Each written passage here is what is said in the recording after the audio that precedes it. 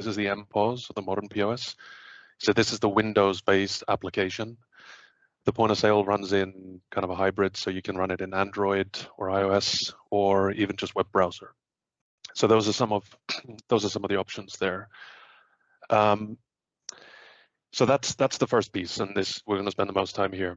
Then connected to the point of sale system, we have the kitchen displays. So here I have basically 4 screens set up. So these are kitchen screens.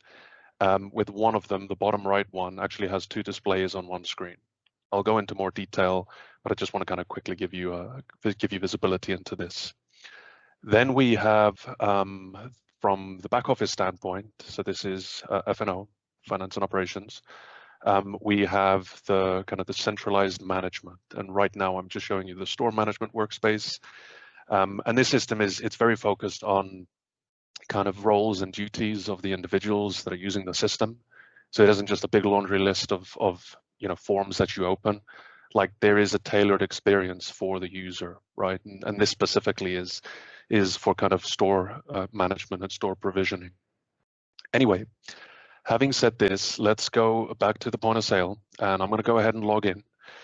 And you'll notice when I log in here, I'm obviously just putting in the operator ID and the password, but we have some different options around kind of logins, whether you swipe a card or have this kind of extended logon functions. So you're swiping a card to log in, or you're just putting your password in, and there's some flexibility there. And what you see when we log in, and this is basically the selling screen. The first thing you kind of see or notice here is on the left side of the screen, we have what we call a check carousel at the top. So this is essentially, or this gives you the ability to be working with multiple checks or kind of multiple orders at the same time, and you can easily switch between them. Then we have the receipt grid here. So the receipt grid is basically the items that are being ordered. And you'll notice here that we have like modifications. So if there are any special preferences that the customer has, then they are visible here. Guests, or the guest count, is specifically associated to this component here, which basically allows you to select the seat. So if you were using kind of table management, you can order by guest or order by seat. And this is connected into the split check functionality. You got some generic kind of totals here, and you can configure this. And just in general, the configuration of the point of sale, like the layout where these components sit, it's all configurable. So you can configure something that's a screen layout that is specific to a manager or a left-handed person, or you can the different roles that a person plays that you can basically tailor and configure this. We have in the center here some button operations, and I'll go into some detail on that. But in the middle, we have, this is basically the menu. So if you think about it, for your locations, you might have a menu that is fixed. You might have a menu that rotates or changes throughout the day, depending on the day part. And we allow and cater for those configurations. So in this case, the way that the menu is structured is at the top, and we call this the main group. This is kind of the main level in the grouping for your menu. So you have your sandwiches, salads, pastries, beverages. Now, based on a selection that you make, like sandwiches, you can see a subgroup. So these are the sub options. So where you can select sandwiches or boxes. And for each and every one of these selections, you basically get visibility, or you can select the products that you're actually selling. And you can see that, there's a price associated to it and so forth. On the right side, again, this is kind of a tabbed view here. So you can kind of transition between different tabs containing different functions. And I'll go into some detail as I go through the demo. So again, additionally, at the top, you have kind of a search capability. If you're searching for a specific product, you're searching for a customer. And that kind of gives you the lay of the land. So just to show you, if I select salads, you'll notice that for salads, there isn't a subgroup. There are just direct products underneath or included within salads. I can go to find pastries. Again, the same. I can go to beverages. So here, for example, I've got my coffee, I've got water, iced tea, and so forth. The focus of the scenarios today, and hopefully you can see kind of as I just transition through these different options, it's kind of a dynamically rendered menu. And like I said, the day parts, these things will update. So just before I go in and into the selling scenario, I just want to show you the home screen. So So there is also, from a management standpoint, like a manager or someone who has maybe extended roles or kind of functions within the point of sale, they'll be able to see some additional things. In essence, this is kind of split into three or four kind of key areas. So starts, these are some of the, these are some of the key functions that you'll be able to access, like order fulfillment. Talk about the scenario that Tom mentioned earlier. There's a cake order and it's, supposed to be ready on Friday, and it needs to, the preparation for the cake order needs to start on Thursday. So we have an ability here to, plan for the preparation, send those instructions into the kitchen, and I'll show you that from the kitchen standpoint, to ensure that the orders are prepared in time for when the customer is expecting those orders. Then you have kind of cash management, shift and drawer operations. So there is extensive functionality around cash and shift management in the point of sale. And we kind of call it advanced cash management, where we truly allow you to track or have visibility into the cash accountability. So for example, if money leaves the safe, we record that. If money enters a till that left the safe, we also record that. And then we basically do a reconciliation, or the manager is responsible for kind of a reconciliation process. And this is a feature that you can add or enable. Then we have just, some standard management things around password and accessibility for the workers, and inventory. So think about it, you need to do stock counts. Well, you can do it through the point of sale on a different device, let's say an Android device with a different form factor to, for example, do price checks. You might do stock counts. You might want to do inventory lookups or receive inbound purchase orders or transfer orders to replenish items in your location. So this is kind of just and I'm just showing you like this access that I have. This gives you access or visibility to everything, but obviously we'd tailor this more specifically to the users. So having said this, I'm going to go back into the point of sale and just start by selling a simple item. So I can go in and under sandwiches, I'm going to sell the cooked ham and cheese. And what you'll notice is that we're straight away, and this is configurable, but we're taken into the conversational ordering for this specific item, right? So the cooked ham and Emmental cheese is essentially a recipe in our system. So when we created this sellable item in our system, we defined ingredients, and those ingredients are associated to items that are kept in stock and replenished and so forth. So what you'll see when I sell this specific sandwich, the default ingredients for this product or for this item that we're selling is the cooked ham, it's the cheese, it's the sauce, it's the lettuce.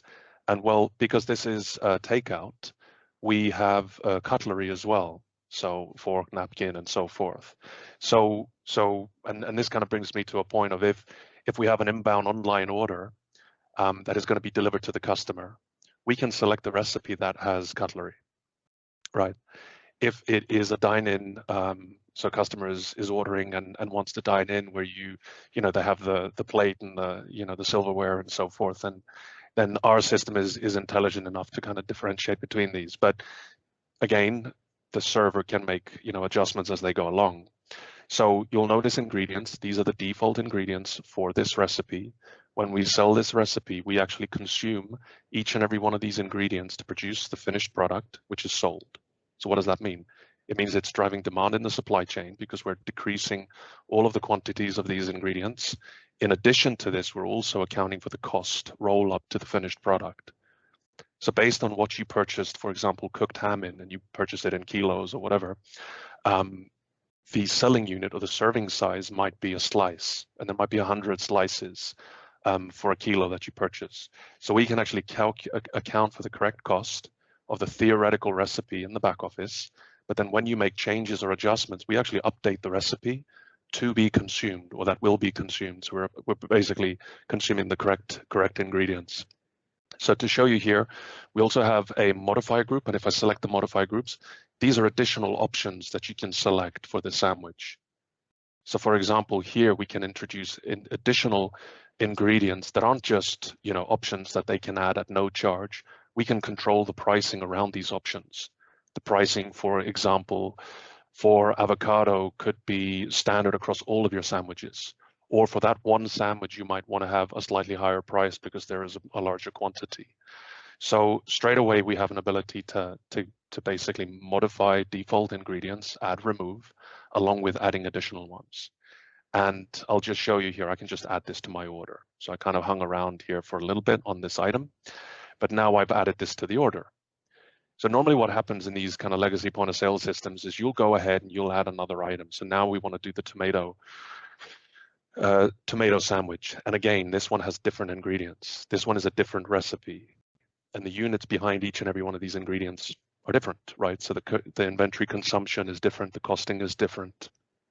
So I'm going to go ahead and add this to my order as well. Now, let's say the customer wants to make a change. The customer says, well, actually, for that cooked ham sandwich, can I actually have extra ham at a 50-cent upcharge? No problem. We can go ahead and add extra ham to this. And if they want to, for example, sub out the cheese for Swiss cheese, they can do that. Or blue cheese with an upcharge of $2. So we have this flexibility. And the key here is I had already added the first item in, and I had progressed to the second one, the third one, the fourth one. At any point in time, you can go in and make any modification to any of the items that were ordered. You don't need to void anything out. You don't need to backtrack in the point of sale. It's really streamlined and simple for the worker. So in this case, I'm just going to go ahead and update this, and you'll see that, well, for the cooked ham sandwich, extra ham at 50 cents a piece, and then we want to sub Swiss cheese. The good thing is when we actually conclude this order, it'll go into the kitchen display, so go into the screens, and we don't have to use the displays themselves. We can use kitchen printers, whatever your preference is. But now these instructions go directly to the chef or to the person who's preparing this meal to prepare it accurately. We can even go as far as tracking or accounting for example, allergen information associated to the item that you're ordering and route it in the kitchen to a separate station because peanuts were added. So for allergen specific items, they're prepared in a completely separate kind of production line in your kitchen. So there's a lot of flexibility around this. Having said this, again, I can go into the tomato sandwich and I can see the same options. I can add or remove ingredients and so forth. And you'll notice by default in the top left, we have one check that is open.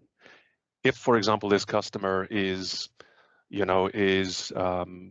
making a decision on some other item and you want to quickly serve another customer, and then you just spin up another check and you continue with the process, and then you can kind of bounce between different open checks.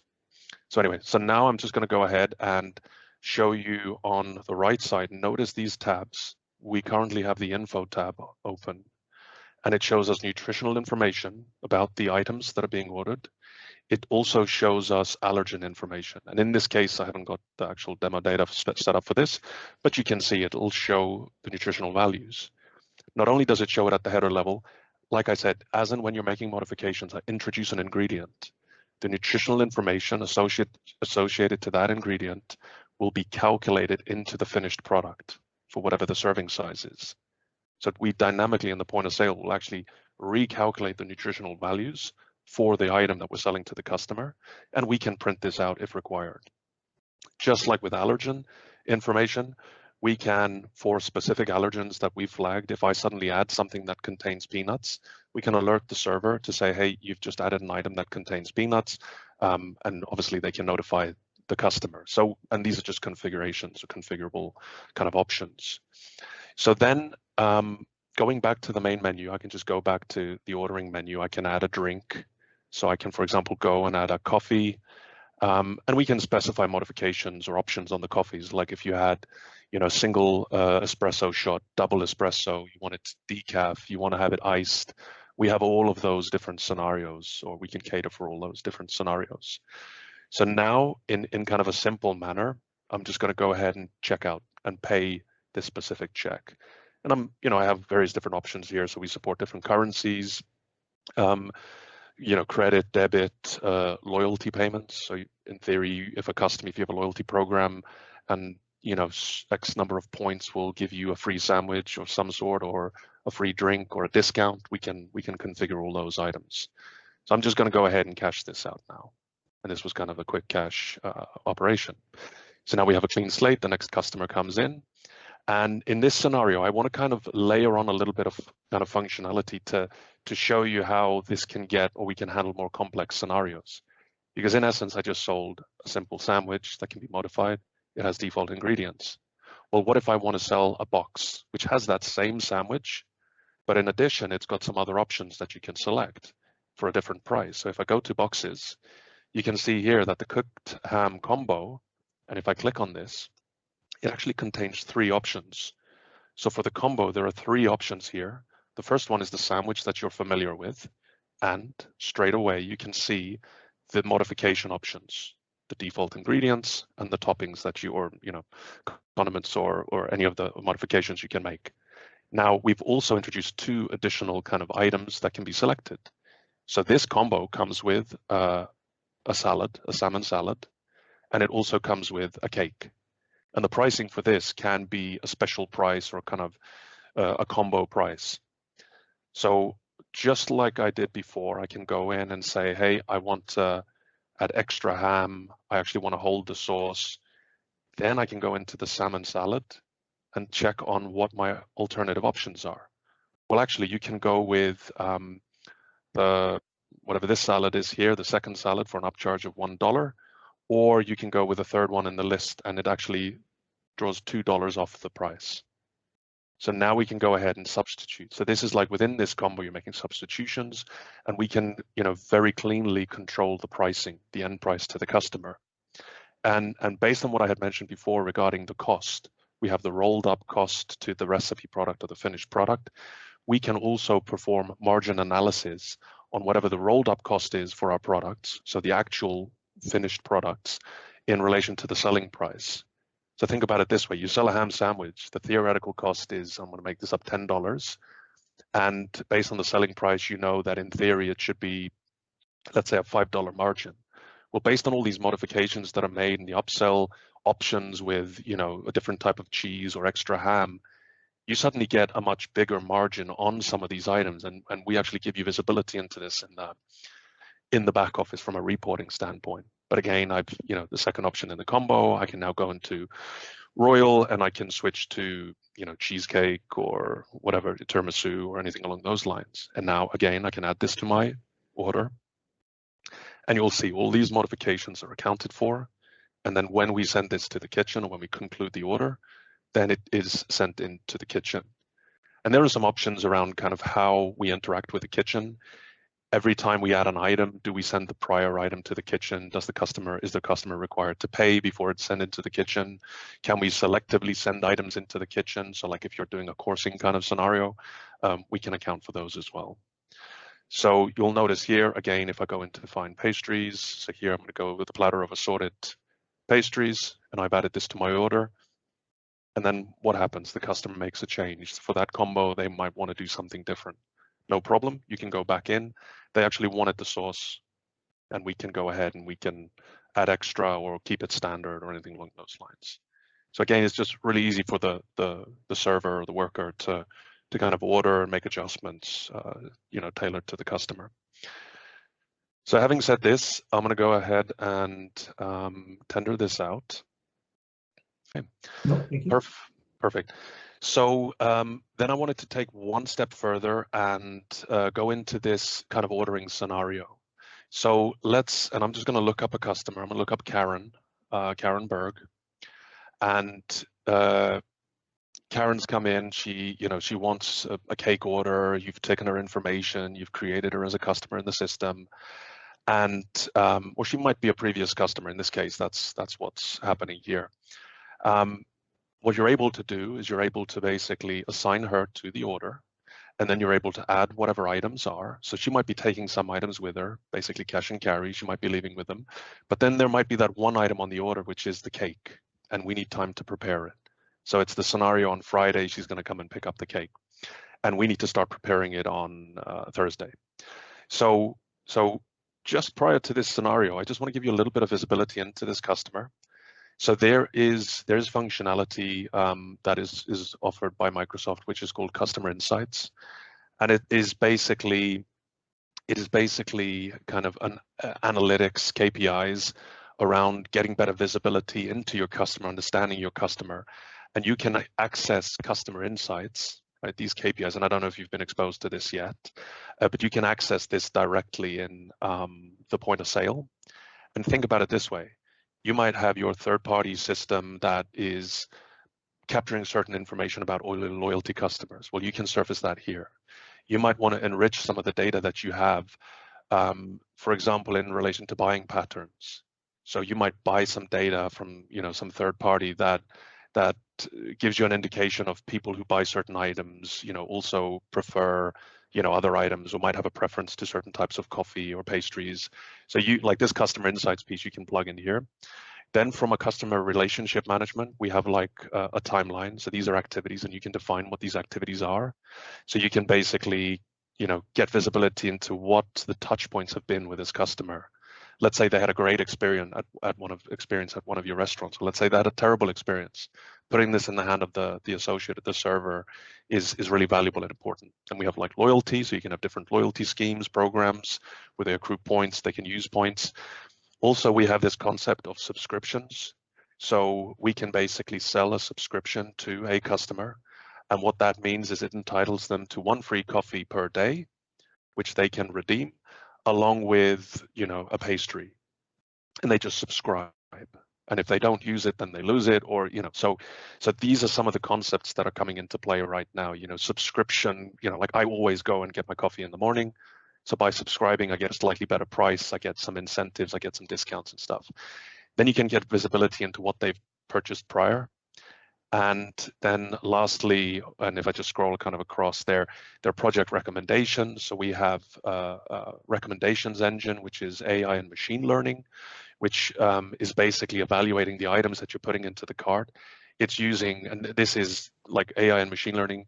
There are like various different patents from Microsoft where they have these kind of routines that are basically identifying and coming in and saying, well, actually, based on the fact that Goodney or Karen added a double espresso based on all the information we have, how about you try and offer her a pastry or, a sandwich or an upsell thing on her sandwich or something along those lines. So product recommendations, very important. And then attributes. So I know I mentioned allergens. So one of the things we can do is we can define preferences for customers. For example, Goodney is allergic to peanuts. And whenever you add me to the sale, whether it's scanning my loyalty card, if I'm ordering something that would contain peanuts, then the point of sale of the server is notified and says, hey, you're adding an item that contains peanuts, and this is a preference on the customer's profile, and then you can talk to the customer and maybe kind of avoid certain kind of situations. Anyway, so now that I've found Karen, and I can scan her loyalty card in just the same way, and her account will be added directly to the point of sale. So when I go in here, you'll notice that in these tabs, I actually have a customer tab here on the right. And if I click this, you'll notice that I get visibility into this customer. You can do this. This isn't mandatory. You can give the customer a credit limit or a balance to basically, like if it's a company account, right? Like there are some options there, but anyway, it's not very too relevant. So this is a walk-in customer, Karen. What she wants is she wants to get that cake for Friday. So now I can go into find pastries. I can click my tabs to tab across to the different menus. But in this case, I'm just going to do a cheesecake. And when I put this cheesecake on the order, again, if you notice these tabs, these tabs on the right side, I'm going to click the order tab here at the top, and I'm actually going to create a customer order. So what does this do? Well, this changes this to a order that will be fulfilled in potentially 3 different ways. It's going to be shipped to the customer, it's going to be picked up by the customer, or it's going to be carried out by the customer. So my point earlier was I can be ordering a sandwich here, and I can order my cake that needs to be picked up on Friday by me at a specific location. And the location doesn't even have to be this specific shop. It can be another shop. It can be one that's closer to me. So if I go in and just for the kind of the simpler scenario, I'm just going to say pick up all. And now it'll give me visibility into this store. And if I have another store in mind, I can go here and search, and it'll find it and put it on, show it on the map. Then I can make this selection. I'm obviously at this store, and it'll ask me to pick a date. So in this case, I'm going to go ahead and pick Friday, and I'm going to confirm this. And you'll notice, again, in the totals in the bottom left corner, you'll notice that the customer is required, in this case, to pay the full amount, okay? You can, if you want, define kind of deposit percentages. So you could, for example, say, well, if it's a cake order, if you want to lock it in, you have to pay 30%. You have to pay full. So you just have some options around this. And what that means is when the customer comes in to fulfill the order or pick up the order, then they are required to close out the check. And what we can do is we can do it twofold. They either pay cash, or based on the card that they used when they paid the deposit, we can actually pay, or we can actually capture the remaining amount on the original card. So Goodney comes in, or Karen comes in, I want to get this cake, here's my card. And when I pick it up, we're going to charge you the remaining amount. So there, and in addition to that, when you come and pick it up, you can even add additional items to the order. So having said this, I'm just going to go ahead and cash this out. So I'm going to make my payment, and for this scenario, I'm just going to pay the full amount. Okay. So what happens now, and let's say some days pass, and I'm going to switch to the kitchen display system. What you'll see here is within the kitchen, within the store, we have a mechanism that will basically route the ordered item at the correct time to the kitchen to say, hey, someone needs to bake the cake, someone needs to place, someone needs to write something on the cake, or whatever the preference. It's a vanilla iced cake or anything along those lines. So just before I send this into the kitchen, I kind of want to maybe just give you a quick lay of the land. And we have an expo screen, which is this one here. The expo is basically the endpoint. This is shows the consolidated order, right? So the customer's just gone to the counter, and they've ordered, and they ordered 3 different items. They ordered a cake, they ordered a sandwich, they ordered a drink. This screen will basically show you the consolidated order, and this is the last stop in the kind of the sequence. Onwards from here, we have an assembler screen. So an assembler could be a separate station, for example, where you prepare the cake after it's baked, like you put the icing on or the frosting, or you write like a message on the cake or whatever. So this is basically the assembler. Now what feeds the assembler is the prep display along with these 2 displays. And these can be essentially anything. This is the lauder, this is the fryer, this is the prep station. So what you'll see, and I'll just quickly ring in one scenario just to kind of give you guys a visual of what this is about. So let me just ring in the ham, and I'm gonna do just a ham sandwich. So I'll just send that in. So, well, what's happened here? So in the expo, this is the endpoint. This is what's going to tell the server or tell the associate that the order is ready. It is waiting for the assembler to be finished, and the assembler is waiting for the sandwich to be made and cooked, right? And if you had some preferences, then they would show up here. So what happens? We can, and you don't have to do this for all items, but we, for example, can indicate that we've started making this, okay? And the cook times, and you have the cook time, you have the display time, and how long the order has been on the display, okay? So if we go from here, so someone is making the sandwich, in the assembler, so for the individual that is basically waiting for this sandwich to be finalized so they can plate it or they can package it because it's takeout, they can see that with this indication that it's in progress, it's being cooked. Now when this individual says, hey, I've finished cooking this, then the assembler can see that it is prepared, and they know that they need to grab it, plate it, or wrap it. And again, the expo, the person who is ensuring that the order is going to be presented to the customer, knows that it already has been prepared. So if the customer was asking, they'd be able to say, yep, we've already prepared it. We're just packaging it, or we're plating it, or whatever. So what happens here, I can just go in and I can confirm, which means that this has now been prepared, and this individual can then go ahead and hand this off to the customer. We can also have a customer-facing display, so an order ready screen, which basically shows the order numbers, orders in progress, orders being prepared, along with orders that are ready for pickup. And then we can show the average wait time and so forth. So if I just transition a little bit along at the top, you'll notice on the expo, we have something called Team Assist. So for the preparation of certain, let's say you have a new person in the kitchen and they're not 100% aware of how they should make certain items. So for example, we can basically use Team Assist to assist the individual in preparing the item in the correct manner, right? So this is just an example. Onwards from here, if you're a manager in the kitchen, or you're a manager who is very interested in performance of the different stations, you know, how well is the prep station working, the assembly station working? We have in-store metrics that'll give you visibility, and I'll just zoom in a little bit here, into, for example, on the grill or the small plate sides, you know, these are the different types of items. So here you have the assembler. You can see the average bump time. You can see the average prep time, average over the last 30 minutes, late orders, right? So there's a lot of metrics here that allows a manager within a location to pinpoint, you know, bottlenecks. Do I need to basically change the activity level and spin up another prep station for making sandwiches? Because I see the average order time is increasing greatly, and it's, which day part is it? It's lunch or something along those lines. In addition to this, we have the ability to report as finished. So if you're making any batch items, like you're making, you know, like in the morning for prior to a certain day part, you need to kind of mass produce items. We can actually report this directly into Dynamics and basically report the item as finished. So like if you're making, you're making a certain sauce, right? And you make it fresh every day.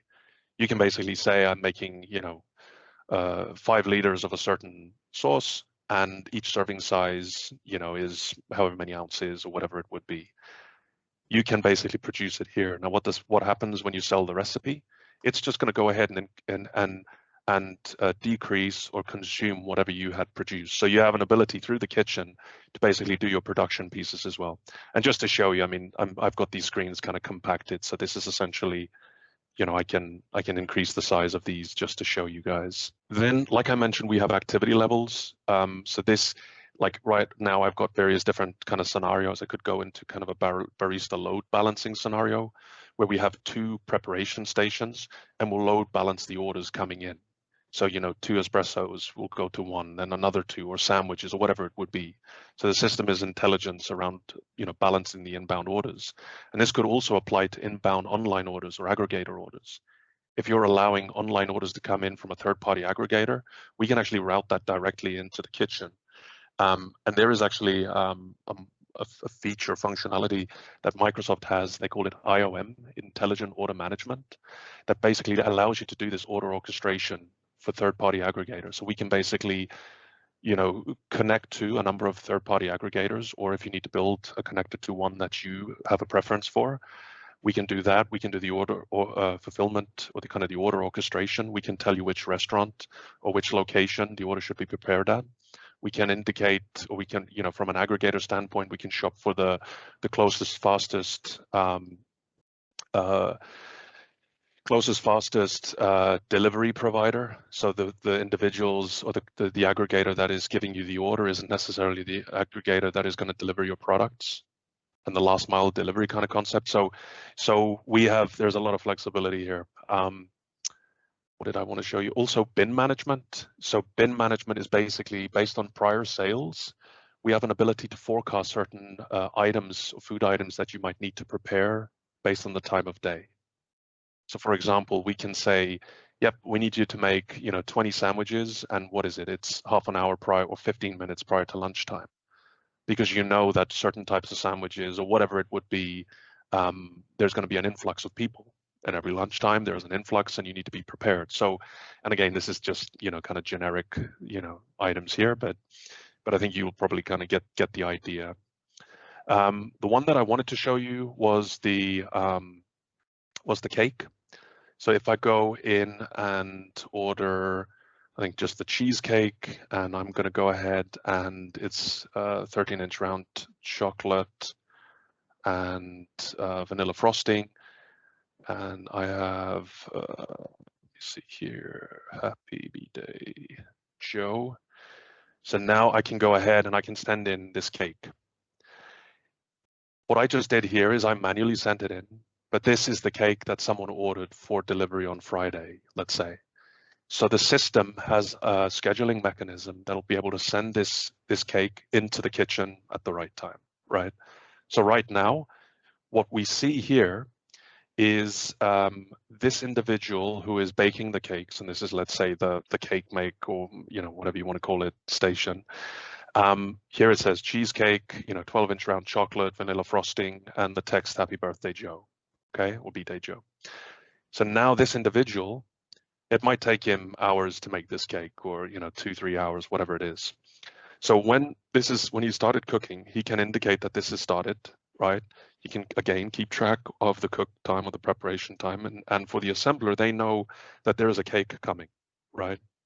And the cake has been been cooking for a certain amount of time. So again, now if I conclude this and make this cake, then whoever is the assembler, they know they need to apply the frosting. They need to finish off and assemble and package the cake, and they can do that. And what they can do to keep track of the items that they're doing, they can tag individual items here. I've done the frosting, I've done this, and then you can set up rules that say you have to tag the items before you can bump it to indicate that you've cooked them. And there's a lot of configuration options here, but in essence, now I prepare it, and it's prepared and ready basically for the customer. This can be routed not necessarily to the expo screen. This could be routed to a future order tab. So we can basically add another tab here that just says future order, and it'll flash as soon as an item is prepared or is ready. So the customer comes in, and the first thing that we do, we can validate the order, and we do that through the point of sale. So just like that order that I had written through the point of sale, I can actually go into my order fulfillment workbench. So I can get notifications on orders that need to be fulfilled today. And I can do that through my order fulfillment workbench. So what I want to see is I just want to take a look at order number by descending, which will allow me to see that order that I placed for Karen just previously. So here was the order for Karen, the cheesecake, and I can see various bits of detail about this item or this order. And I can go in and say, for example, yep, there is a zero balance, everything is tendered. I can get visibility into the inventory.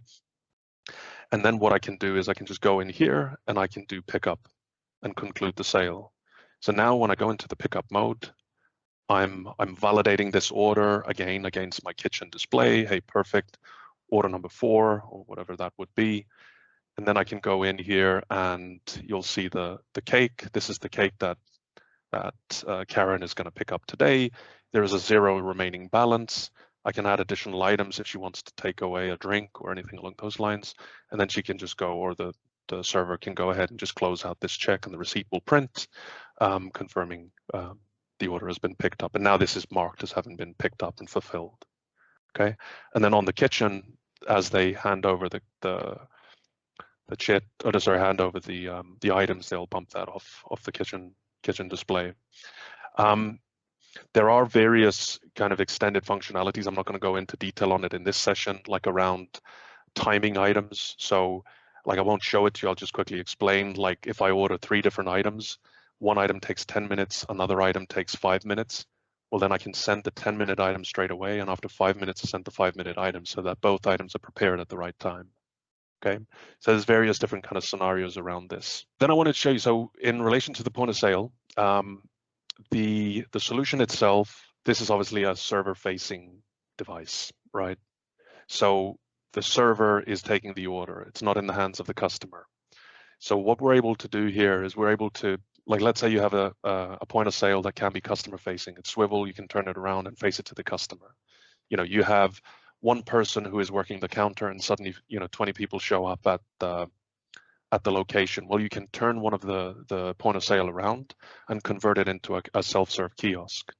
So we basically go into kiosk mode for this point of sale, and now we can, and this is just a very kind of plain generic template for the color scheme and all that stuff, but I think you probably get the idea here. So now the customer can go in and order their own items. The customer can browse the boxes. The customer can go in and, for example, let's maybe just pick the sandwich first. They can customize their ham sandwich. So now I can go in as a customer and I can say, yep, absolutely, I want to get extra ham. I want to sub out the cheese for blue cheese, and I want to add this to my order. So now we've put this in the hands of the customer. They can pay with a credit card. They get a receipt that's sent into the kitchen, and they just wait for their number to be called, and so forth. So this is the kiosk scenario. One other item that I wanted to show, which is kind of some of the future stuff that Tom mentioned, are some of these operations on the left, where if you have a location where you want to do table service, well, then we have a full table service option for the point of sale. So obviously, if I'm a server logging in, the first screen that I see is not the normal ordering screen. The first screen I see is the table. I need to select a table. I've been assigned 1, 2, 3, 4, or a section of tables. So in this case, I can go in and select a table. I can seat guests for this. There is also color coding for that indicates various kind of state changes on the table. Like if a customer has been waiting a certain amount of time and no items have been ordered, then we can change the color. So you can basically set kind of these color change thresholds indicating that, oh, the server hasn't touched a certain table for 15 minutes. Please go ahead and take a look at the table, and they need to select it for that to update. But in this case, I'm just going to go ahead and seat 2 people. And you'll notice that for these 2 people, we have seat 1 and 2. And again, you can change the size of this and the positioning and everything. But now what I'm going to do is I'm just going to go into sandwiches. I'm going to do the cooked ham sandwich, keep it simple. And I'm going to go ahead and order an orange juice. And then I'm going to go in, and that was for the first guest number 1. Then I'm going to go into the tomato sandwich. And in this case, I'm going to hold the basil. And I'm going to say that this is for seat number 2. And again, I'm going to go in and what do I want? I want a coffee. So now I've basically taken the order for 2 people at a table. I can now go back and serve another guest and add to this later. I can also do coursing. So for example, when I'm talking about coursing, I can say, me, the server, I can selectively send items into the kitchen based on the course. So I can take orders for the appetizer. I can take orders for the drinks. I want to get the drinks straight away and the appetizer straight away into the kitchen, but I might want to hold on to the entrees or the main meals or the main items. So like this is just coursing and timing and stuff. And I know this is maybe not in your current kind of scope, but just to know that this is available. Also, if the customer, they've ordered a bunch of items that they want to, eat in, but one of these items they might want to take out. So you can actually select the destination, which is it's a dine-in, it's a to-go. And remember what we said before, when you have a recipe in the system that you define, let's say it's the coffee or it's the sandwich, depending on whether it's dine-in or to-go, you can actually specify whether, disposable cutlery or utensils are included. Or for example, when it's the coffee, if they dine in, they get the ceramic mug, or if they take out, it's in a paper cup. So the delivery method or the kind of the destination will determine or can determine which ingredients or components are a part of a recipe. So anyway, just showing you this. So again, when it goes into the kitchen, if you flag something as to go, it'll go to the to-go station. It's not going to get served on the table. You'll have a separate tab or a separate display that just has to-go items. And then or the server will know when the customer is ready to go, they'll bring that to-go order over. And we can also specify the timing when that to-go order is sent into the kitchen. You might, if they're sitting down and I'm gonna, take a cake with me or take, a warm sandwich, I'm not gonna prepare it, or the server doesn't want it prepared at the beginning of the ordering process. So that's another scenario here. But in essence, if now the customer is ready to pay, we can go into print and split and print check. And just look at this in this following way. You can define how you split the items that were ordered for these 2 individuals. You can do split even, split manual, split by seat, which we ordered by seat, so that would be very convenient. So in this case, I'm just going to go ahead and split by seat to show you what happens when I actually go through the ordering process here. So 1 second. Let me.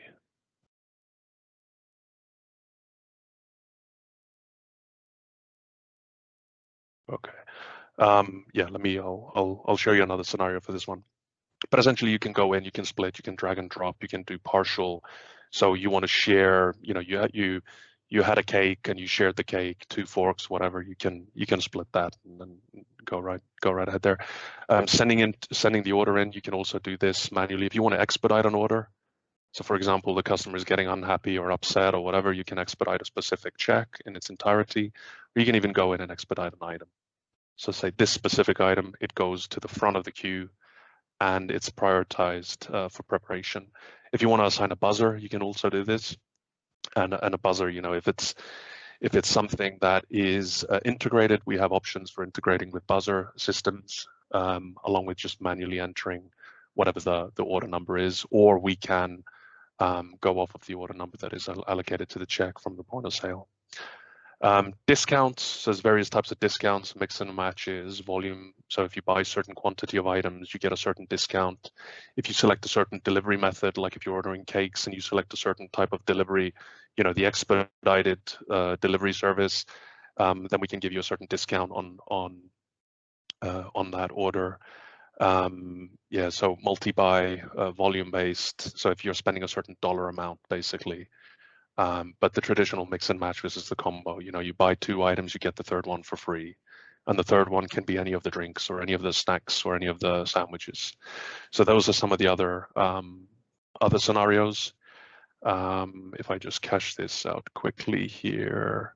So if I go into the back office, so here we have the kind of centralized management client, where you might be a merchandising manager, you might be pricing, you might be focused specifically on discounts, or you might even just be a store manager that is, doing the end of day, the financial reconciliation for a given store, counting cash for shifts and so forth. So what we have in this system, and like I said, we have access, or I am an admin here, and I can have access to all of the different modules. But what's really important to focus in on are these workspaces. So right now I see all of the workspaces, but based on me being a certain type of user, it could give me access to a certain workspace, like pricing and discounts. I can see that there are, there are 0 prices that are expiring in the next 7 days. These are kind of proactive items. I can go down, and the dashboard that I was in before was the store management dashboard. So here I can see the number of stores that I have. I can see the registers, the devices. I can see the workers that are in each and every one of these stores that have access to login. I can run various different reports for my given store or stores. For example, I can see, top products, category sales.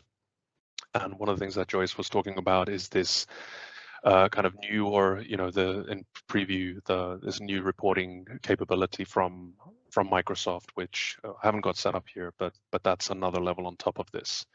So here we have the store management, right? So then when it comes to menu management, that's another important piece. Menu management specifically around, creating and maintaining your recipes, right?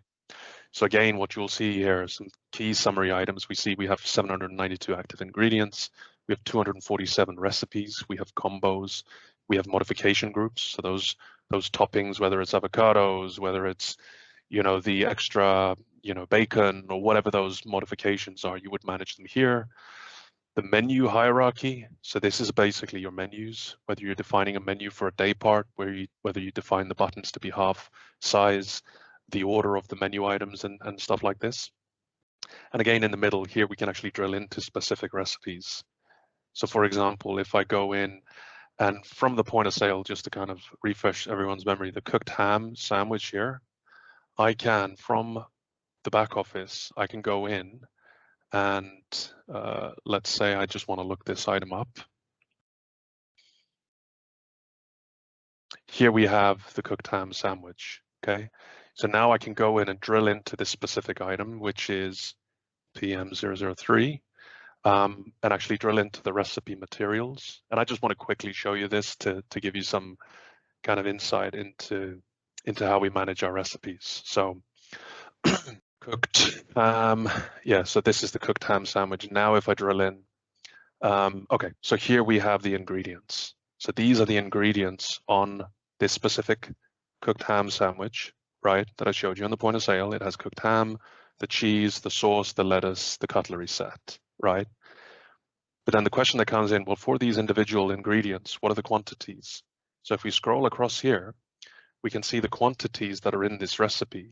So 1 each of these different types, but in this case, it's ounces. And you can define whatever unit conversions they are. Then we have the estimated cost amount of the ingredients.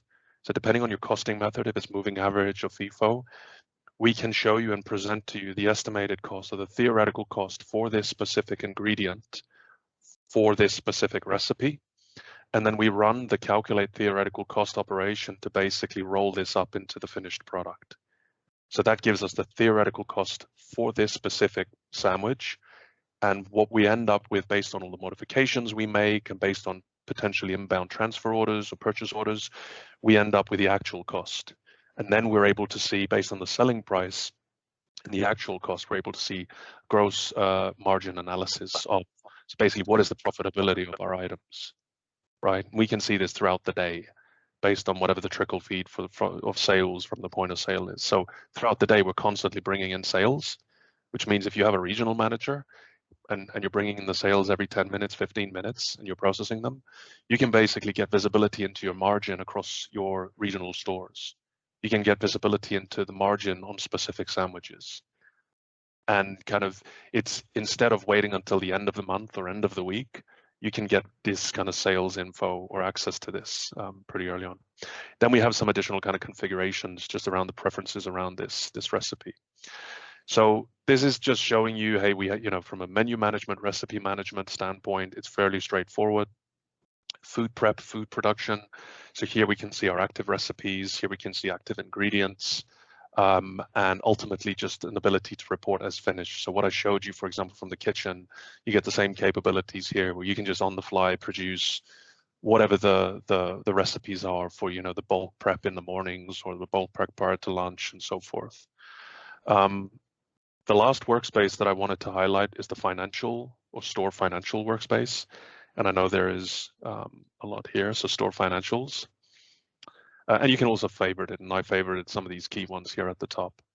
But for store financials, you'll see, okay, in my scope, there are 43 stores. If I want to filter on a certain region, then I can go into my US region, I can see my central locations, and here I have Ann Arbor, Austin, Bloomington. So I can select this to get the kind of the day close reports. And these, what they call, what are referred to as statements. This is basically a day close report, and whether it's calculated means that we've prepared it, and this is from a cash management standpoint. So you might be preparing a report, a day close report for one of your locations, and it'll give you visibility into all the cash all the sales that were tendered in cash, and you obviously have to count the correct amount that is in cash, or you have to count the correct amount if you accept multiple currencies and so forth. So from the cash management, basically you'd be able to go in here, you'd be able to look at the day close, the financial reconciliation day close report.